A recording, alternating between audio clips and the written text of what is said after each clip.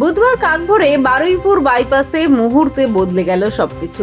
মালঞ্চের কাছে রাস্তা ধারে দাঁড়িয়ে থাকা একটি ম্যাটাডোরকে দ্রুত গতি লরি সজোরে ধাক্কা মারতেই সেই ম্যাটাডোর ছিটকে পড়ে যায় পাশের পুকুরে।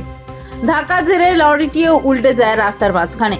খবর পেয়ে ছুটে আসে সোনারপুর ট্রাফিক গার্ডের ওসি ও সোনারপুর থানার পুলিশ।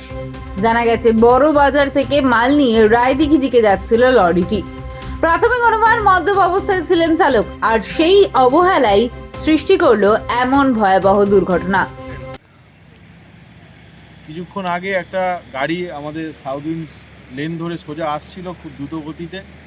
এখানে বাইপাসে একটা মিনিটও দাঁড়িয়েছিল, সজোরে ধাক্কা মারে।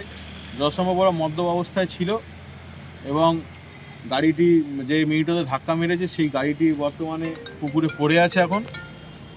আর একটা গাড়িতে ধাক্কা মেরেছিল। এখন বর্তমানে সোনারপুর থানার পুলিশ এবং আমাদের বেনেচাঁদি ট্রাফিক গার্ডের বড়বাবু আছেন, সবাই সময় মতো উপস্থিত হয়েছে। পিসি পার্টি জয়দেববাবু আছেন, সবাই মিলে সবাইকে রেস্কিউ করেছেন এবং গাড়ির যে মালপত্র যেগুলো লোডিং ছিল সেগুলো অন্য গাড়িতে ট্রান্সফার করে তার গন্তব্যস্থলে পৌঁছে দিচ্ছেন।